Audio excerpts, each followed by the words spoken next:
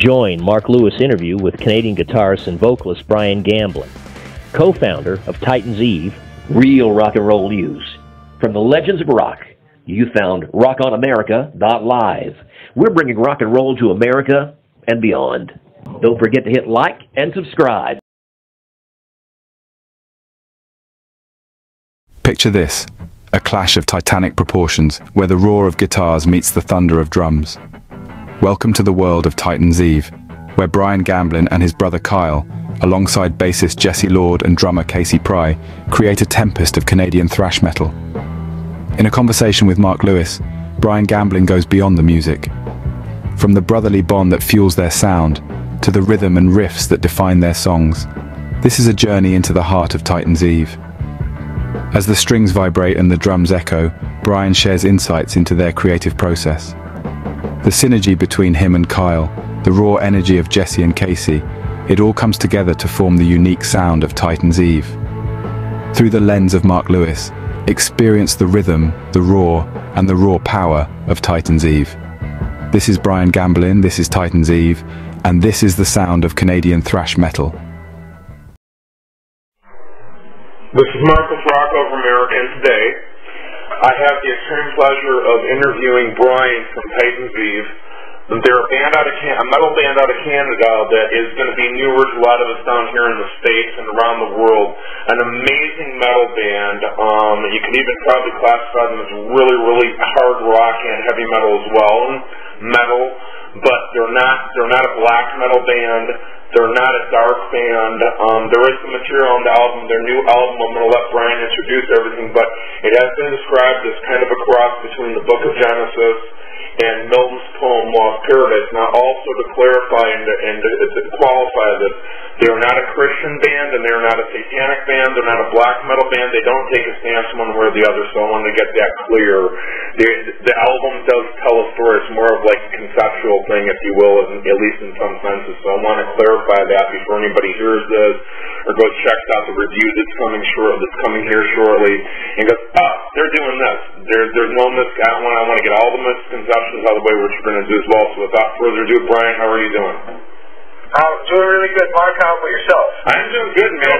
Album is beautiful. I mean, you did a great job on this. First of all, I gotta give you props on it. You did a great job on the album. Oh, thanks so much. I appreciate that. Oh, you're welcome. And I have recently been interviewing Canadian artists a little bit more and more, and I've known this. I'm from Detroit, and a lot of people that are up that way that are closer to Canada, maybe in Washington and different border states too, know this. There is an amazing talent pool up there in Canada. I mean, everybody knows Russ. Some people remember Helix. But then, I mean, and everybody knows Sarah McLaughlin and Saloon Dan. You can take her for what it's worth, whether you like her or not. Some people like her. A lot of people regard her talent. But then you have musicians such as Frank Marino from Mahogany Rush. You have Kim Mitchell, who's considered a Canadian treasure. And, of course, you guys are on the scene now, out here doing what you're doing too of recent years, and so I like to kind of make note of that and kind of put that as a precursor so that people understand that Canada's not just this vast cold land up there or just the land of hockey. There is a lot of great musicians up there. There's a great talent pool that's kind of like the very treasure that you just happen to stumble on one day going, oh, holy cow, there's all this up here.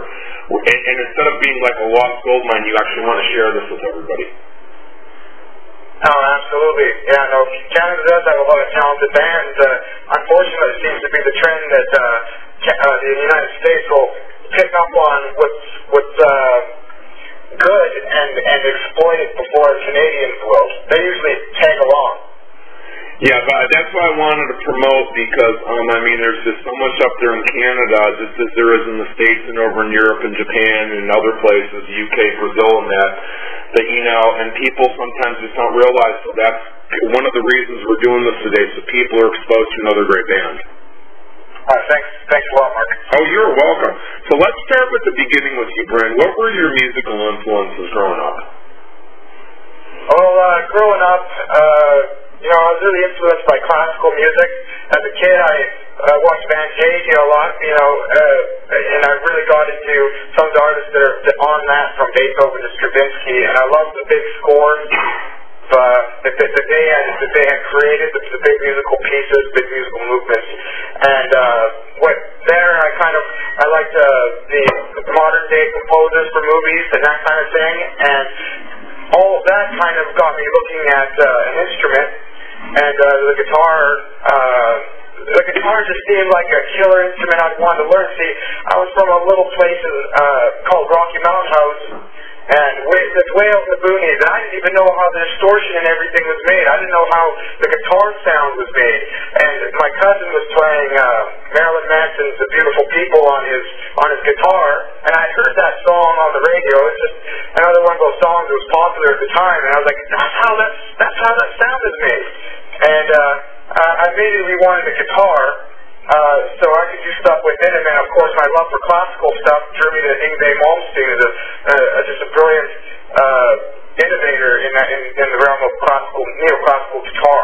Oh yeah, and after Randy Rhoads, I mean, to go chronologically, Randy Rhoads first basically, and Yngwie was the guy right after that to hit the forefront of like an 83, I think it was. It could have been 82, but I believe it was 83, and came out of seemingly nowhere, and everybody's like, oh my God, here we go. Oh, absolutely. Well, yeah, there's obviously your appreciate like Randy Rhoads and even Scorpion's guitar player. I'm not a loss for his name, but he was Michael Schenker. Are you talking about Rudy or Michael Schenker? Michael. Okay. But all these guys, just creating this, they're taking the guitar to the next level. The virtuosos of the genre, they're taking it to the next level, and I really gravitated towards that because I loved the sound, and I loved the innovation. And yeah, I mean, it's an amazing. They're amazing people to be influenced by. I mean, I can come up with a few other people too, but I mean, that's a great starting point. I mean, you can't get much better than that. No, and from there I went to the extreme shred. And you'll notice on the album, I tame it down. With the solos and stuff, I went for more of a taste feel than anything.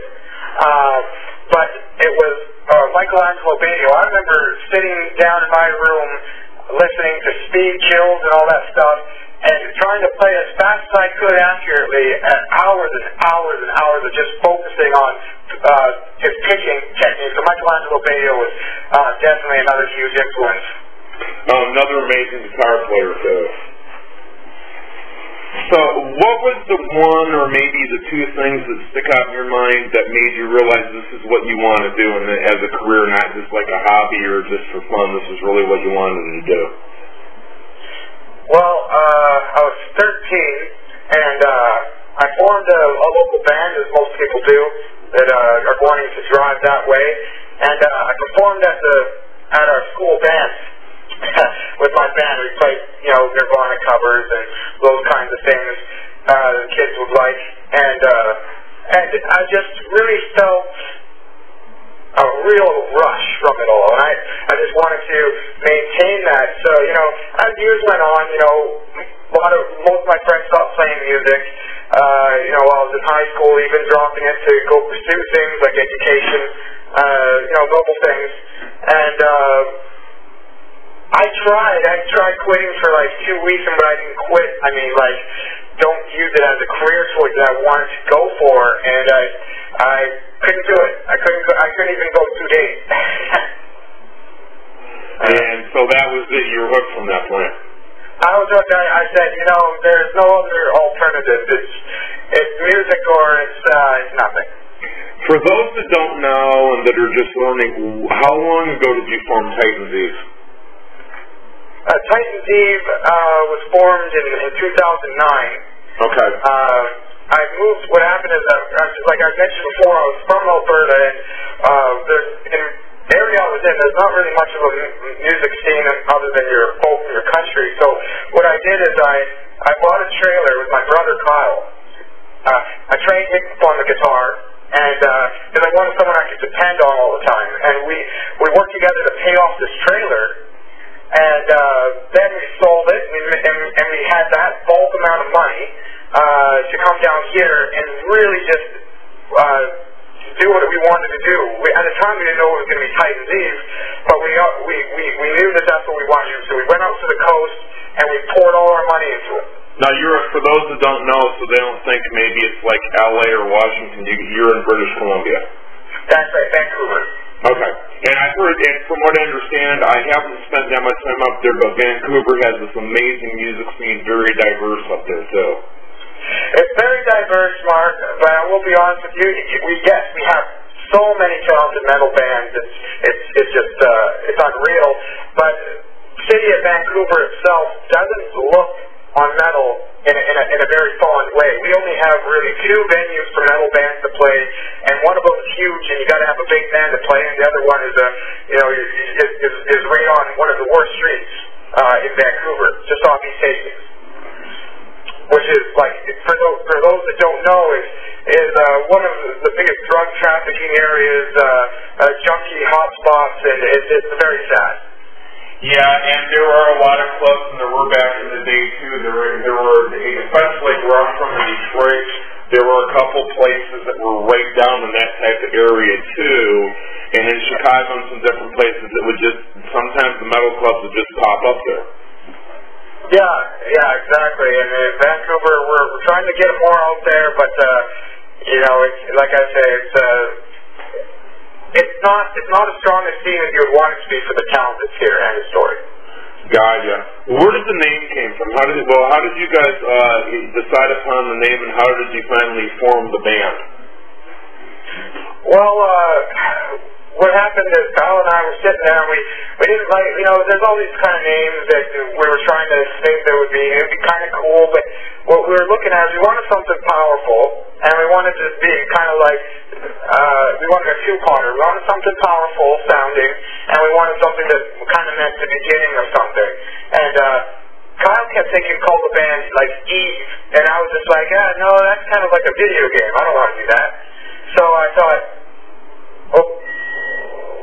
put Titans, and then he just put Eve on the end, and we had the band name. Oh, cool. And how did you find the rest of the members of the band? How did the rest of this finally formulate together? Well, our drummer, Casey, he's played in projects in Vancouver for a while, and he was looking for a new band, and he had a Craigslist ad, so we found it, or my brother found it, actually, Kyle, and contacted him, said, we're looking for a drummer, and so he came in, we jammed with him, it hit it off, it was awesome, and then our bass player, we went through actually about 4 or 5 bass players, we had all of which were really, really great, but we finally found the perfect fit, and our hometown friend, Jesse Ward, actually from the same town we are, we brought him in, and he gave up everything there to join us, so we knew his level of dedication just like that. Cool. And where would you describe your sound at? Because I would say it could be classified as hard rock, and you could definitely classify it as metal.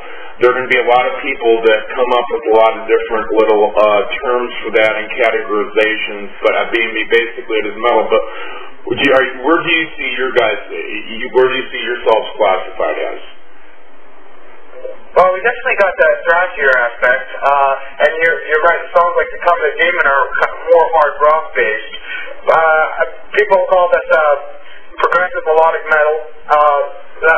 Honestly, when it comes down to it, we're heavy metal. And then people want to put us into a subcategory, then, that's their choice to do so. Because the way I would do it is more hard rock / heavy metal with different elements and influences, such as the progressive element, a thrash element, a little bit maybe almost borderline speed element, things like that. Yeah, and you're right on. And so, if you don't mind, introduce everybody to the new album, the name of it, and if you don't mind, I'd like to go track by track through it, just to hear really quickly, and just take a couple minutes, as long or short as you'd like, to share what each song is about with everybody. Sure. Like I said, the concept album, the album is called The Divine Equal, and it's a concept album, and did you want me to start, Mark, with just going through 1, 2, 3? If you'd like, I'm going to leave this up to you. If you'd like to do it that way, we can do it that way. If you'd like to start with track 4 like we were talking about, you can do that. However you'd like to do it. All right, well, I'll briefly touch on each then. Okay, so the album starts with Morning Star, not morning as in it's morning like outside, but morning like that. And Morning Star is a term that is used to describe Satan, and what it is Morning Star was how he must have looked falling from heaven. It's like a star, falling star, morning star. So that's just the intro of the album. It gives you an atmospheric build. The second song is Judgment, and that's where the whole thing kind of takes place. There's a battle, the battle in heaven. The one lyrics go, judgment at your gates, you let the fools decide your fate. Now that's pretty much Satan pointing his finger at the hierarchy of angels. And anyhow, before I go off too much, that's the battle takes place. He loses, and gets kicked out. He falls into the fire. That's what that is Satan's fall into hell. And then the next one follows after he falls into the abyss. He rises, serpent rising, comes over the bridge of chaos. There's lyrics in there pretty much direct from Paradise Lost that go, consumed with new power, I bring death and sin, which were Satan's offspring. Over the bridge of chaos I'll go. It's his gateway into the Garden of Eden, since will expand. So that's serpent rising. The next song after that is actually, you have the CD with you right now? No, because I have the stream upstairs. I do not have the CD with me. I'm very sorry. That's on the computer in the office. Okay, I don't know why I'm drawing a blank. I go over this all the time. But let me just elaborate. Well, while you're doing that, I'm going to preface this again and interject this again. This is a concept album. This is not a satanic album. You guys are not a satanic group. You guys are not a religious group in any way, shape, or form. This is no different than reading the poem Paradise Lost or reading in the Bible. Whether it's, Genesis or Revelation or anything else, different things in the Bible. I mean, there's no difference between this and that. And it's not a promotion of anything, and it should not be tagged as something dark or evil or nasty or anything else. Yeah, exactly. There's nothing like that at all. And you know what? That's why. Okay, I got it now with our order of things. But judgment goes to becoming the demon. Becoming the demon is just that. It's Satan becoming the demon. It goes into the fire, like I described before. Then it goes to the serpent rising, and then the tithe of doom. Now, the tithe of doom is song 6. It's pretty much Armageddon. It's the apocalypse. And then number 7 is dusk, and after the apocalypse, it's kind of a spirit instrumental that kind of lets you have a feel of the scope of what just happened. Utter destruction. And 8 is nightfall. Nightfall is pretty much the resistance. It's the last standing of man trying to recoup after everything that's happened. Living lifeless and searching for nothing are kind of like a tag team group. They're the feelings and emotions that these survivors, the Nightfall survivors, are feeling and going through, and the lyrics describe that within that. And then the divine equal. The divine equal is Satan's view, Satan's view on God as he sees it. He realizes who he is in the end. And you just said, Mark, we're not a satanic band. When it comes to religion, we're completely neutral. We're not here to divide people. We're here to empower people, and we just use that as a concept. Just like we're having a second album here that was going to be out this summer, and that's going to be a concept album too, called Life Apocalypse, based on people's self-destruction within. So we're a concept album-based band, and we just kind of look around and we look at ways to empower people. And the reason I chose Paradise Lost in the book of Genesis is because it's really the first story of rebellion. And I'm not like I say, I'm not speaking for it in a positive way, but rebellion is good. Not always in the sense that from Satan's point of view, or wherever you want to take it.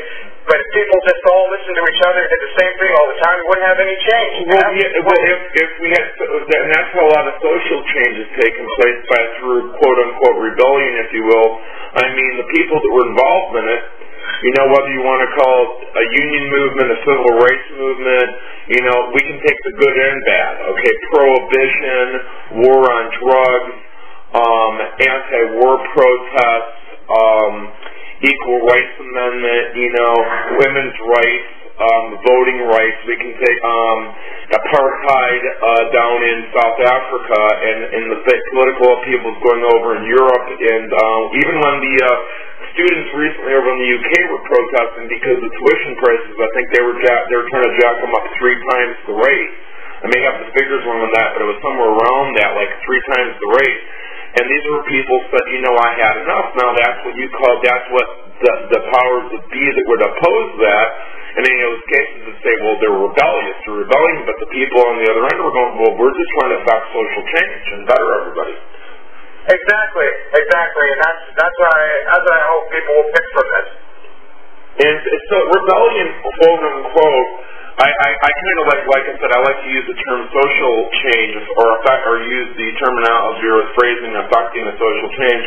It's not necessarily a bad thing all the time. Now, when you have the idiots from that little small church, which I don't think anybody decent, whether they're Christian or whatever, would affiliate with, that protest every soldier coming home. They were picketing Ronnie Dios, they were protesting the little girl that got killed in Arizona. I'm sure you know who I'm talking about. I won't even give them credit, but you know what I'm talking about. That's not good rebellion. That's not good social change. That's bad, but other things are good. Yeah, that has a whole other word, and I don't think I have a long enough curse list to use on the show.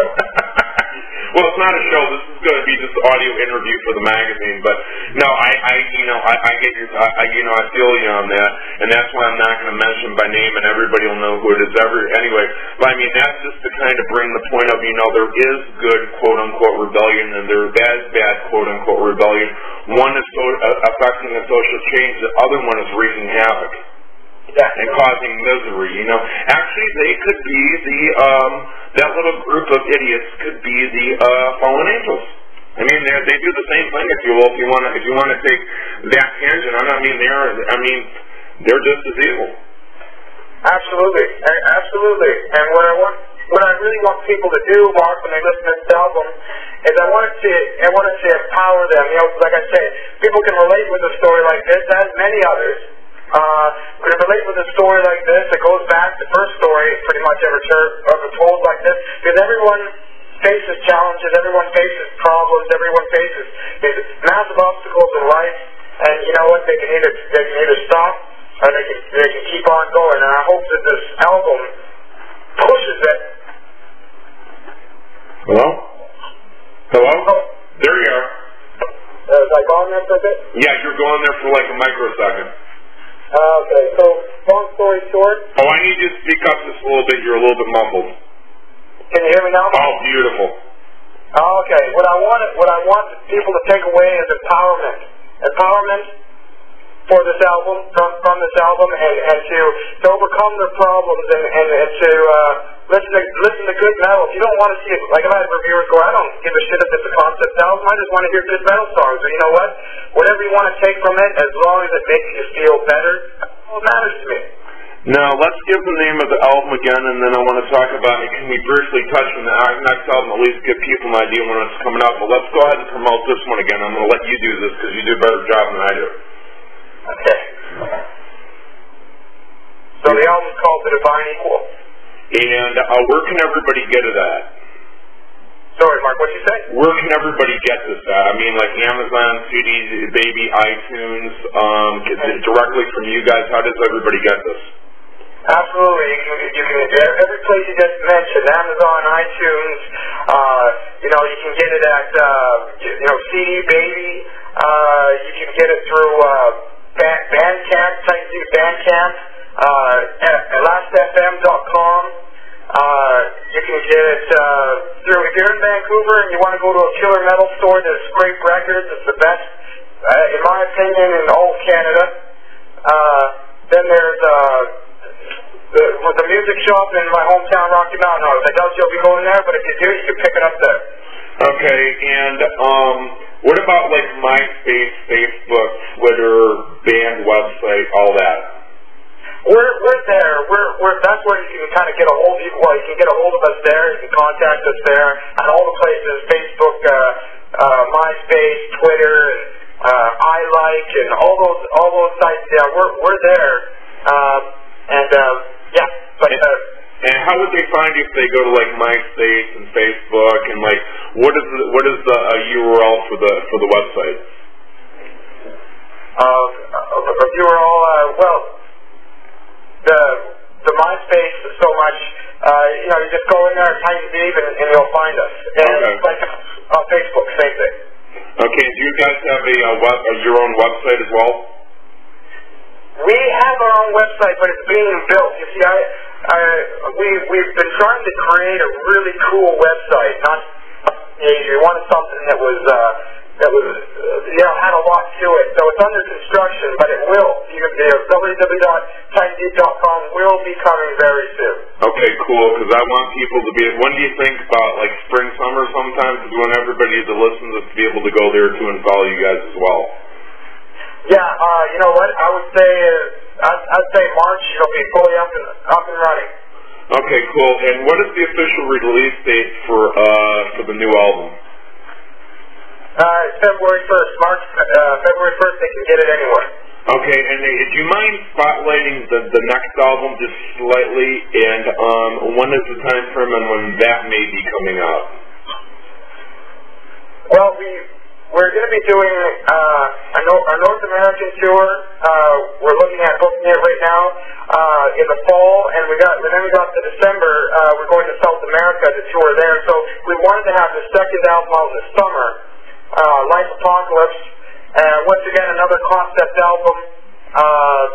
So as people watch and they check our MySpace or our Facebook, you'll be able to see updates on that upcoming album as well. Really excited because half the material's done now, and if they love the Divine Equal, they're really going to like that one. Can you talk about the tour at all? I mean, at least as far as where you're playing, or I don't know if you can talk about who you may be thinking about going out with. That's probably way too soon and jumping the gun, but at least where in North America are you looking at going? I'm assuming South America, among other places, you're going to Brazil.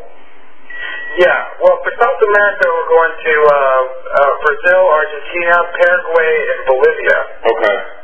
Those are the places we're hitting there. As far as North America is concerned, we're hoping to go from pretty much east to west coast, like places like Los Angeles, New York.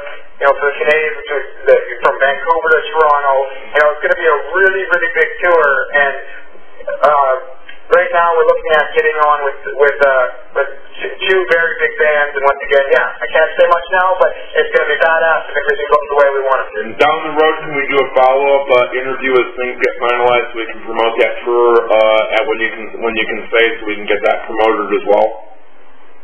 Absolutely, Mark. Absolutely. I appreciate that. Oh, no, not a problem, man. If it wasn't for, I've said this and people have heard me say this in several interviews, if it wasn't for the artist doing this, I wouldn't be doing what I'm doing.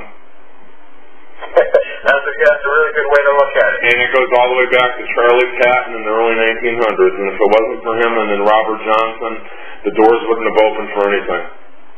That's it, man. We wouldn't be talking right now. Exactly. Well, we may be talking, but it wouldn't be in this capacity anyway. So, are you looking at playing places like, also for like the North American tour, are you looking at possibly going into Mexico and going to like places like Detroit and Chicago and maybe Dallas and Nashville and Vegas and places like that as well? Yeah, absolutely. We'll certainly be going more interior. It's just a matter of we want to get ourselves a course going, and then we want to make sure that each date that we get is going to line up for us, and so the tour can be successful on a financial perspective as well, without us doing too much outside traveling. Right. No, I understand that. We're gonna wrap this up and then hang on the phone for a second because I'm gonna want to say thank you again. But first of all, I want to say thank you for this. I appreciate this.